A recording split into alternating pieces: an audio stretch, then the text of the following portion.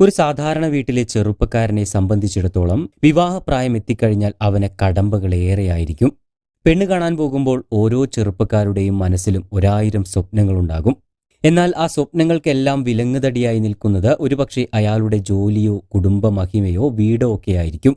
അത്തരത്തിൽ പല ചെറുപ്പക്കാരും ഇന്ന് നേരിടുന്ന ഒരു പ്രശ്നത്തെക്കുറിച്ച് യുവാവ് പങ്കുവച്ച അനുഭവക്കുറിപ്പാണ് ഇപ്പോൾ സോഷ്യൽ മീഡിയയിൽ വൈറലായിരിക്കുന്നത്. സാധാരണ ഒരു വീട്ടിൽ നിന്നും വിവാഹമാലോചിച്ചു ചെന്ന ആ ചെറുപ്പക്കാരന് വീടിന്റെ വലുപ്പത്തിന്റെ പേരിൽ വിവാഹം മുടങ്ങുന്ന അവസ്ഥയിലേക്ക് വരെ എത്തിച്ച കാര്യങ്ങളെക്കുറിച്ചാണ് ഇദ്ദേഹം തന്റെ കുറിപ്പിൽ പങ്കുവയ്ക്കുന്നത്. ഒടുവിൽ അതേ പെൺകുട്ടിയെ തന്നെ വിവാഹം കഴിച്ച് ഒരു മധുര പ്രതികാരം കൂടി പെൺവീട്ടുകാർക്ക് അദ്ദേഹം നൽകി. കുറിപ്പ് ഇങ്ങനെയാണ്: അവളെ ഞാൻ ആദ്യമായി പെണ്ണ് കാണാൻ പോയപ്പോൾ തന്നെ എന്റെ മനസ്സ് നിറഞ്ഞു. എന്റെ വീട്ടുകാർക്കും ആ ബന്ധം നന്നായി ഇഷ്ടമായി. അവളോട് സംസാരിച്ചപ്പോഴും എനിക്കെന്തോ ഇതാണ് എന്റെ ഭാവി പങ്കാളി എന്ന് തോന്നിപ്പോയി. ഒരുപാട് സ്വപ്നങ്ങൾ കണ്ടായിരുന്നു അന്ന് ഞാൻ ആ വീട്ടിൽ നിന്നും ഇറങ്ങിപ്പോന്നത്. പക്ഷേ ആ സന്തോഷത്തിന് അധികം ആയുസ്സുണ്ടായിരുന്നില്ല. അവരുടെ വീട്ടിൽ നിന്നും 4 പേർ വരുന്നുണ്ട് എന്ന് പറഞ്ഞതിന്റെ അടിസ്ഥാനത്തിൽ ഞങ്ങൾ അവർക്ക് ഭക്ഷണവും പലഹാരങ്ങളും ഒക്കെ ഒരുക്കിവെച്ച് കാത്തിരുന്നു. എന്നാൽ എന്റെ വീട്ടിലേക്കെത്തിയ ആ 4 പേരുടെയും മുഖഭാവം കണ്ടതോടെ എനിക്ക് കാര്യത്തിന്റെ പോക്കെങ്ങോട്ടാണെന്ന് മനസ്സിലായി. അവർക്ക് എന്റെ വീട് ഒട്ടും പിടിച്ചിട്ടില്ല എന്ന് എനിക്ക് ബോധ്യമായി. വന്നവരിൽ പിന്നെയും സംസാരിക്കുന്നത് അവളുടെ അച്ഛൻ മാത്രമാണ്.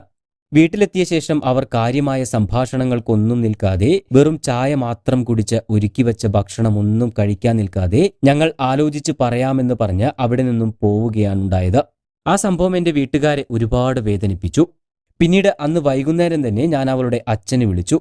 എന്നാൽ പെൺകുട്ടിയുടെ അമ്മാവന്മാർക്ക് എന്റെ വീട് പിടിച്ചില്ല എന്നാണ് അദ്ദേഹം പറഞ്ഞത്.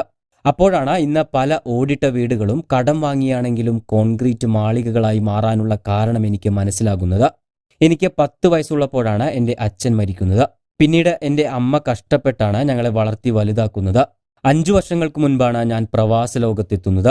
അതിനുശേഷം എന്റെ 2 സഹോദരിമാരുടെയും അമ്മയുടെയും എല്ലാ കാര്യങ്ങളും നോക്കുന്നത് ഞാനാണ്. എന്റെ 5 വർഷത്തെ പ്രവാസത്തിനിടയിൽ മൂത്ത സഹോദരിയെ ഞാൻ വിവാഹം കഴിച്ചയപ്പിച്ചു. അനിയത്തിയുടെ പഠന കാര്യങ്ങളെല്ലാം നോക്കി.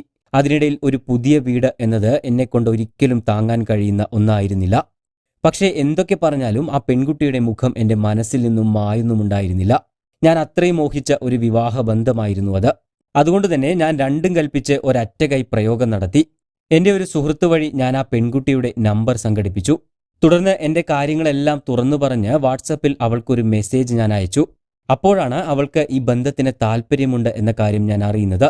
പിന്നെ ഞാൻ ഒട്ടും സമയം വൈകിപ്പിച്ചില്ല.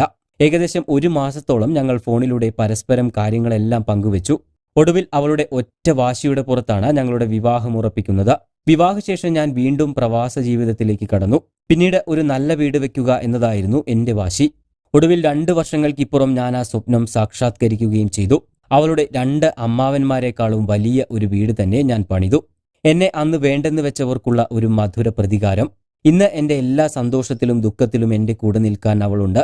ഒരിക്കലും ഒരു വീടിന്റെ വലുപ്പമല്ല, മറിച്ച് ആ വീട്ടിൽ ജീവിക്കുന്നവരുടെ ഹൃദയ വിശാലതയാണ് ഒരു ബന്ധത്തെ മനോഹരമാക്കുന്നത്.